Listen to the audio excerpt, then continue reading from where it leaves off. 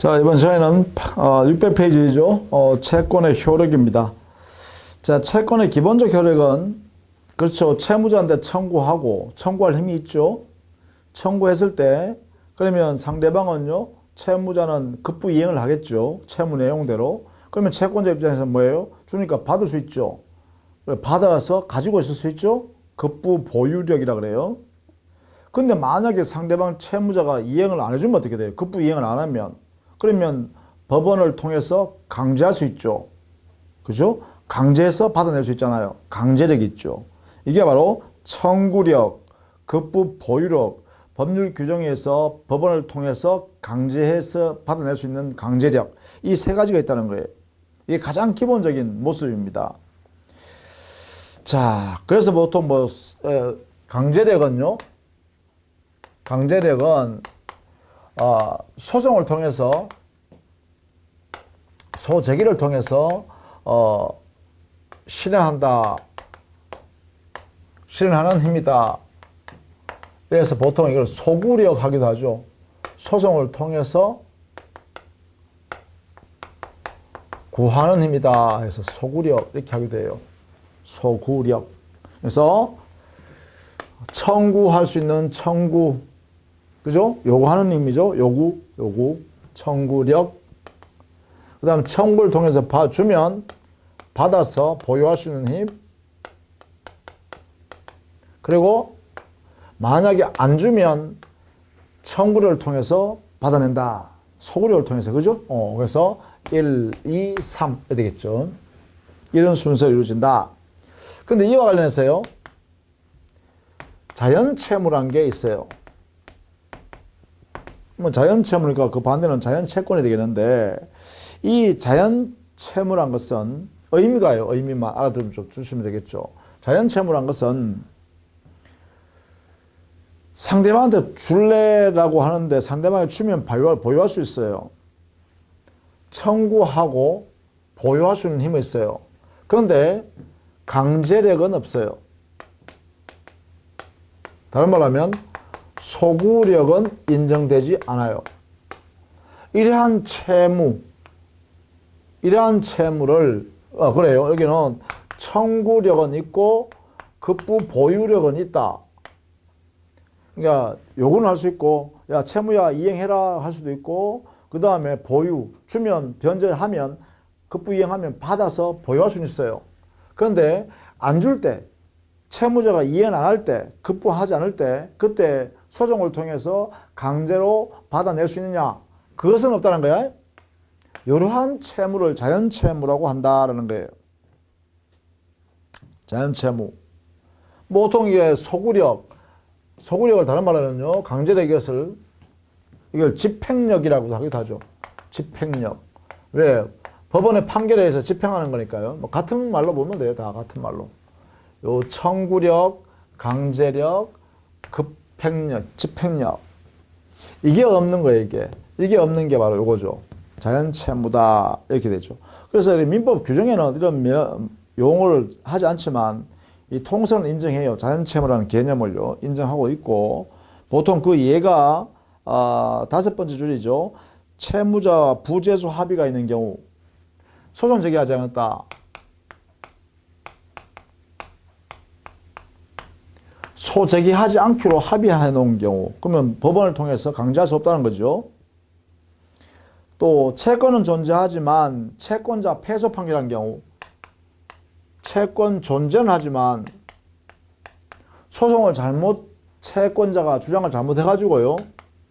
채권자가 패소 판결이 확정된 경우 판결이 확정돼 버리면요.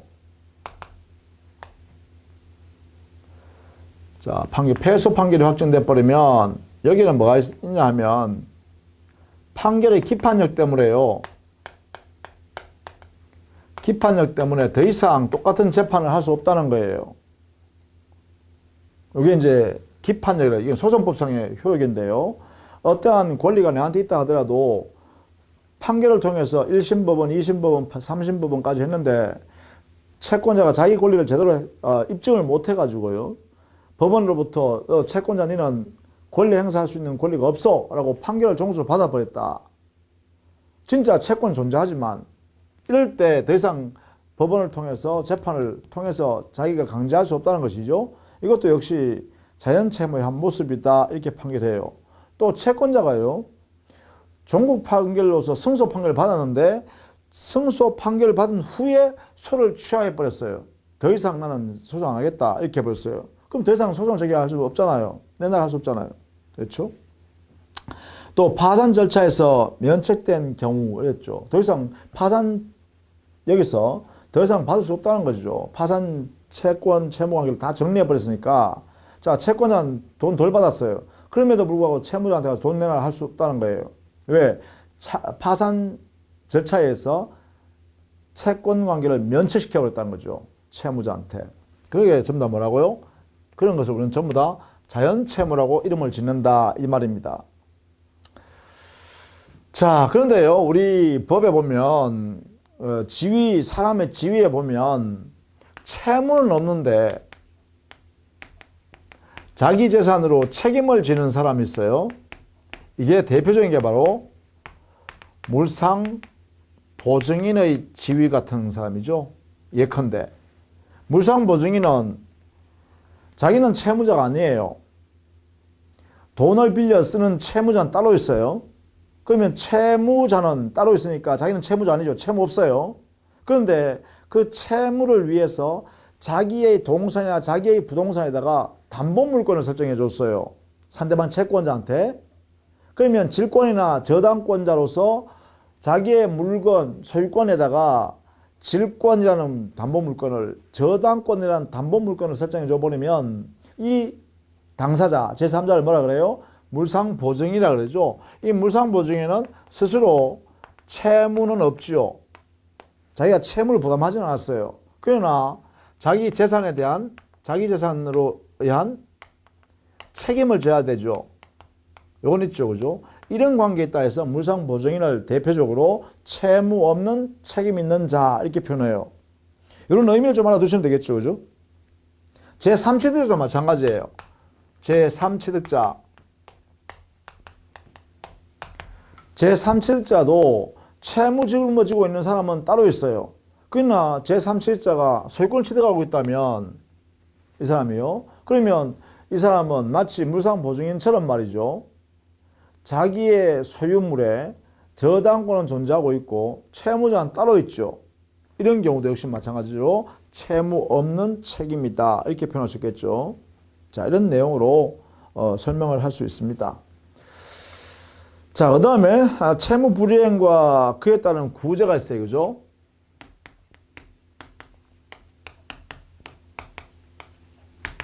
채무 불이행이면요. 기본적으로 390조에 보면 우리 민법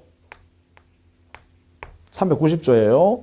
채무자가 채무 내용에 쫓은 이행을 하지 아니한 때 이게 바로 채무 불이행이에요. 채무 내용에 따라서 이행하지 않은 때 이때 채권자는 손해배상을 청구할 수 있다. 그러나 채무자의 고의 과실이 이행할 수 없게 된 때, 과실 없이 이행할 수 없게 된 때는 그러하지 않다 했죠. 자, 채무 불이행에 있었어요. 여기로부터 채권자가 손해배상을 청구할 수 있는 권리가 발생한다 이 말인데 이렇게 손해배상 청구를 갖는다 이런 얘기인데 그럼 이때 채무자는 이 채무 불이행이라는 것을 자기의 채무자의 고의, 자기 의도적으로 아니면 자기의 부주의로 고의 또는 과실에 의해서 불이행하게 만들었을 때 이러한 책임이 발생해요. 이게 390조의 명문으로 이렇게 만들어 놓은 거죠. 이렇게요. 390조. 이런 이야기입니다. 이게 바로 채무 불이행에서 가장 큰 구제책입니다. 채무자의 고의 또는 과실로 채무를 이행하지 않는 상태를 만들어 놓으면 그로 인하여 발생하는 손해에 대해서는 채권자는 그 채무자한테 손해배상하라고 할 수 있는 권리를 보장해 주겠다는 거예요. 이렇게 가장 일반적인 채권 채무 관계에서의 채무 불이행의 책임이에요. 그게 구제책이죠. 자, 그렇다면 여기에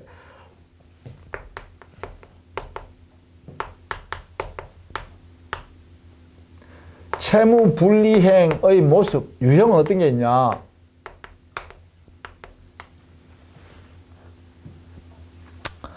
우리 민법상으로는요, 기본적으로 두 가지를 정해놨어요. 민법상으로는. 첫 번째, 이행기가 도래했음에도 불구하고 채권자한테 채무 내용대로 채무자가 고의 또는 과실로 이행하지 않으면 이행지체라는 채무 불이행이 돼요. 그 다음 두 번째는요, 채무 이행기 여부를 따지지 않고 채무자의 고의 과실로 채무 이행을 할 수 없게 만들어버린 경우에요. 이행불능. 이렇게 했어요. 우리 민법상에 이행지체와 이행불능이 바로 채무불이행의 전형적인 모습입니다. 자, 먼저 우리 601페이지에 보면 동그라미 1번 이행지체. 채무자가 이행기에 있고 그 이행이 가능한데도 채무자가 그의 귀책 사유, 고의 또는 과실로 채무 내용에 쫓은 이행을 하지 아니하고 있는 상태, 이걸 이행지체라 합니다. 자, 이행지체, 거기에 이행기가 도래했음에도 불구하고 이행을 하지 않고 있는 것입니다. 그렇죠? 다만 그게 불확정 기한일 때는요, 채무자가 기한 도래함을 안 때부터 이행지체 책임을 져요. 그 B 동그라미 있죠? 그렇죠? 이행지체란 것은 불확정 기한일 때는 채무자가 기한이 도래했다는 사실 안 때부터 채무 불이행 채무로서 이행지체 책임을 져요. 근데 C, 기한을 정하지 않는 채무, 즉 기한에 정함이 없는 채무요. 기한이 없는 채무라고 하면 되겠죠. 기한이 없는 채무의 경우는요, 상대방 채권자로부터 이행 청구를 받은 때가 바로 이행기 도래입니다. 이행 청구를 받은 때, 그때부터 효력이 생긴다, 그죠? 자, 이렇게 보시면 되겠죠. 자, 물론 이행지체의 경우요, 당연히요, 효과는 강제로 이행을 청구하거나 강제 이행을 할 수 있고요, 강제로 행위 내용대로 이행하라 만들 수 있고요. 그렇죠? 그 다음에 우리 민법상으로 보면 이행하지 않은 지체한 부분에 대해서는 손해가 발생하잖아요. 우리가 손해배상을 책임을 물을 수 있겠죠. 당연히 그죠. 그 다음에 만약에 그게 채무가 계약에 의해서 발생했다면 이행지체를 이유로 계약을 해제할 수 있는 권능도 생겨요. 해제. 이런 효과가 발생해요. 즉 이행지체에 따른 효과, 이렇게요. 이행지체에 따른 효과는 이렇게 나눌 수 있다라는 것이에요. 강제로 이행을 만들 수 있고, 또 금전적으로 손해배상을 청구할 수 있고, 계약 자체를 해제해버릴 수 있다라는 것이죠. 자, 이때 이 계약이라는 것은 이행지체의 대상이 된 계약을 말합니다. 그 다음에 이행불능요. 이행불능이라는 것은 실현 불가능하게 만들어진 거죠. 채무자의 고의 과실로 이행 자체를 할 수 없는 상태로 객관적으로 만들어져 버렸을 때 이행불능이라 그래요. 물론 이때 이행불능은 후발적 불능이죠.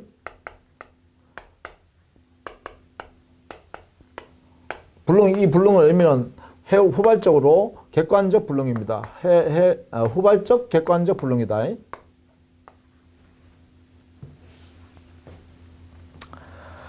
채무자가 이행을 하였으나 채무자가 채권이 성립한 후에 채무자의 귀책 사유로 이행 불가능하게 만든 때를 말한다라는 것이고, 이때 효과는 뭘까요?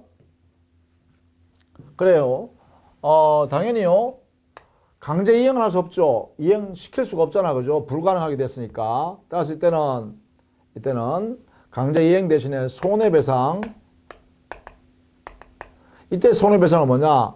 이행했더라면 누릴 수 있었던 이익만큼이니까 이것은 뭐예요? 그래요. 전보배상이라고 그래요. 전보, 메꿔 넣는 거란 거죠.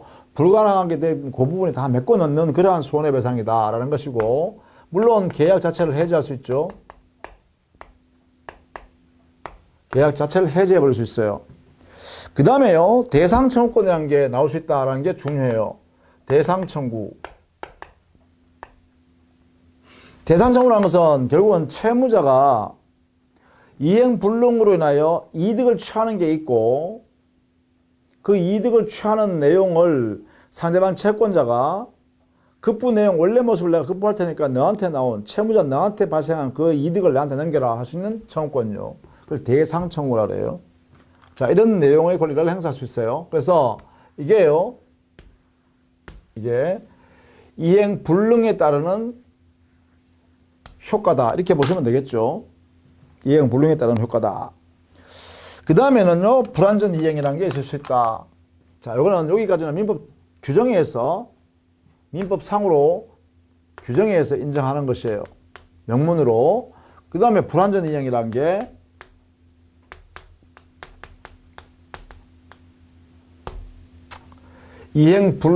채무 불이행의 모습으로 이렇게 만들 수 있다라는 것이에요. 이것은 해석상요. 불완전 이행이라는 것도 채무 불이행의 한 유형으로 인정할 수 있다라는 것입니다. 이행하긴 했으나 원래 이행의 목적대로 이행이 이루어지지 않은 경우죠. 이행은 하긴 했으나 완전한 이행이 아니다는 거죠. 목적 내용대로 실현되지 않았다는 것이죠. 이걸 불완전 이행이라고 해요. 채무자가 이행을 하였으나 그것이 채무 내용에 쫓은 것이 아니라 완전한 이행이 이루어지지 않은 경우를 말한다. 보통 이것을 우리는 적극적 채권 침해라고도 한다.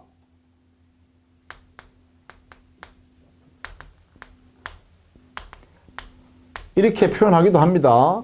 이게 이런 내용도 확대, 손해 확대 이런 것도 있고 그죠? 이렇게 합니다. 자, 이때는요. 보통 효과는요. 완전 이행을 청구하거나 즉 추환이죠. 이행 가능하다면 완전 이행을 청구할 수 있고 아니면 손해배상 계약 해제할 수 있다. 이렇게 되겠죠. 자, 이게 결국은 이 불완전 이행의 효과로서는 완전한 이행이 가능하다면 완전 이행을 청구할 수 있을 것이다. 이걸 보면 추환이라고 하죠. 완전 이행 청구, 추환을 청구할 수 있다는 것이고 만약에 추환할 수 없고 계약 목적을 실행할 수 없다면 그때는 계약을 해제할 수 있도록 인정해 주겠죠. 이렇게요. 그리고 물론 손해가 발생한 부분에 대해서는 채무불이행이니까 손해배상을 인정하겠죠. 그죠? 이런 내용으로 해결해야겠다라는 것입니다. 여기 하나 더 들어간다는 게 특이하죠. 계약이행, 손해배상. 보면 계약해제, 손해배상은 공이 들어가요. 그죠? 계약해제, 손해배상. 그죠? 가장 기본적이라는 거죠. 즉 채무불이행의 효과로서 가장 중요한 기본적인 뭐냐? 계약해제하는 문제와 손해배상 청구하는 문제가 된다라는 것이에요. 이 가장 기본이라는 성격이에요. 다만 여기 계약해제는요. 계약해제는 당해 법률행위인 채권 발생의 근거가 되는 그 내용의 실현을 목적 실현할 수 없을 때요.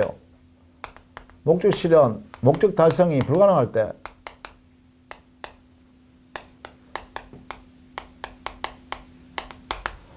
그때 해제권을 인정한다는 것이죠. 자, 이렇게 정리를 좀 해주시면 좋겠다라는 것입니다. 그 외에요. 그 외에 해석상 인정할 수 있는가 여부에 대해서 채권자가 지체한 경우는 채권자 지체, 다른 말하면 채권자가 수령 지체하는 거예요.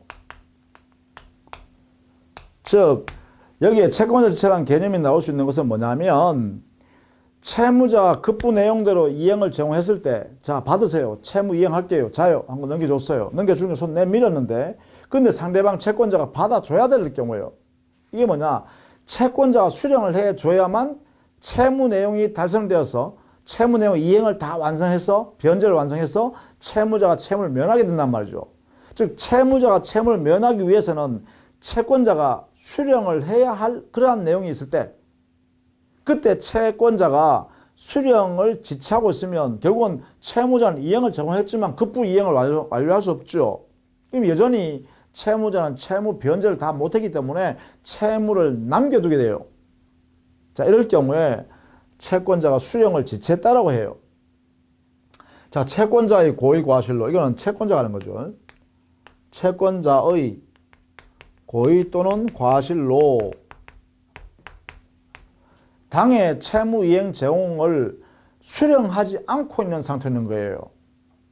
이런 경우에 이것도 채무 불이행으로 할 수 있는가? 이것도 채무 불이행이라고 할 거냐?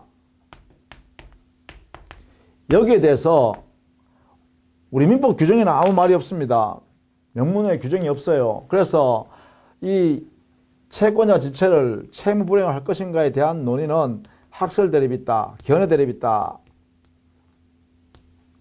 이렇게 해석하죠. 물론 다수설은 이때도 채권 채무 관계라는 것은 법률 관계로서 서로 협력할 최소한의 관계가 의무가 존재한다. 그 의무를 이행하지 않는 것이 아니냐.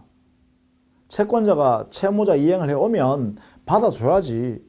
근데 그걸 받지 않으면 채무자는 계속 채무를 부담하고 되니까 그것은 신의식상 의무 위반이다. 의무 위반이니까 채무 불이행이라 할 수 있는 거 아니냐. 이게 다수설이에요. 견해 대립이 있다. 이 정도로 이렇게 정리를 좀 해 두시면 되겠죠. 채권자 지체. 그러면 결국은 채권자가 손해배상 책임을 지고 만약에 그 계약 내용이 계속 실행할 수 없는 상태로 존재한다 그러면 채무자는 계약을 해지해버리자. 이런 내용도 인정하자는 거겠죠.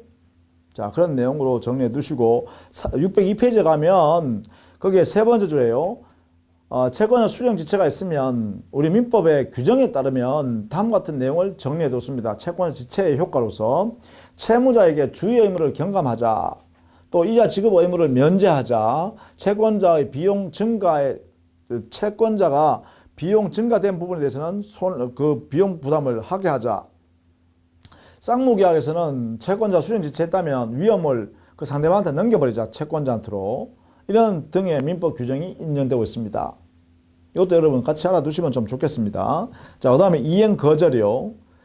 이 이행거절은 특히 이행기가, 즉 변제기나 이행기가 도래하기 전에 채무자가 이행을 거절한 경우에 특별히 문제되겠죠. 이것을 채무불이행의 독립한 형태, 채무불이행의 한 형태로 인정할 것인가에 대해서는 뭐 논의가 아직도 학계에서 있고요. 명백하게 아직 확정되지는 않았습니다. 그래서 이행 거절이 명백하다면 계약을 해지해버리자. 거래행이라는 그 계약을 채무자가 이행을 안 하겠다고 명백히 의사표시했다면 그때는 계약 해지를 인정해도 무방하지 않겠느냐. 이 정도는 합의할 수 있겠죠. 그래서 이행 거절의 의사가 명백한 때는 의무자, 채무자의 의사가요. 명백한 때는 그 상대방 채권자는 계약을 해지할 수 있는 권리를 인정한다. 이 정도는 인정하고 있습니다. 뭐 그 정도로 보시면 되겠죠. 자, 그 다음에 채무 불이행에 대한 구제책은 바로 가장 중요한 게 뭐예요? 강제 이행과 손해배상 그리고 해제 해지입니다. 그렇죠? 기본적으로 보니까 해제 손해배상, 강제 이행 가장 기본이죠. 자, 여기에 강제 이행은요, 기본 좀 알아두실 필요가 있습니다. 강제 이행은요, 직접 강제, 간접 강제, 그리고 대체 집행 이런 게 있거든요. 근데 이 직접 강제하는 게 원칙이에요. 자기적 채무 이행 의무가 있는 채무를 이행하지 않고 있다. 자기 채무예요. 직접 채무해야 되는데 안 하고 있다. 그럴 때는 뭐예요? 강제 집행을 하는 거죠. 직접 강제하는 거예요. 이행하게 하는 거죠. 강제로 빼앗아서 채권자한테 넘겨주는 거죠. 이런 것을 우리는 직접 강제라 그럽니다. 직접 강제. 그 다음에 만약에 주로요. 직접 강제는 어떤 게 하느냐? 요거요. 강제 이행하는 이야기예요. 이 부분. 강제 이행하는 모습에는 직접 강제하는 경우가 있고, 그 다음에 대체 집행하는 게 있고, 대체 집행. 그 다음에 간접 강제하는 경우가 있어요. 직접 강제하는 건 뭐냐? 주는 채무를 할 때, 주는 채무의 불이행이 있을 때, 이게 불이행이 있을 때, 주는 채무입니다. 채무가 줘야 되는데, 물건을 건네줘야 되는데, 안 주면 강제로 빼앗아 준다, 이 말이죠. 대체 집행은요, 대체적 자기 채무, 대체적 자기 채무일 때요, 주로.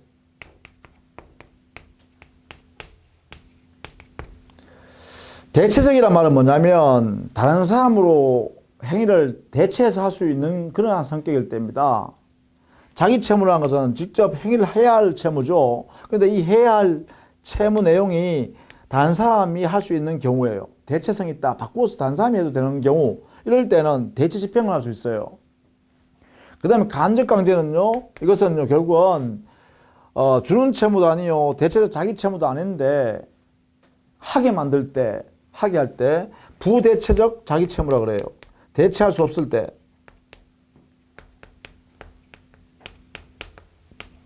채무의 불이행일답니다.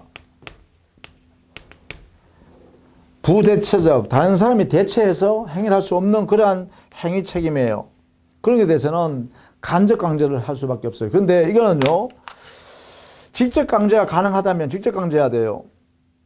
대체 집행이나 간접 강제하면 안 돼요. 이렇게. 그런데 직접 강제할 수 없는 이러한 성격일 때, 그 다음에 이걸 생각해 보는 거예요. 대체 집행할 수 있는지. 그 특징이 뭐냐? 대체적 자기 채무일 때만 가능해요. 대체를 보면. 그런데 이것조차 안 된다라고 하면 그때는 마지막으로 그래요. 간접 강제를 생각해 볼 수 있다는 거죠.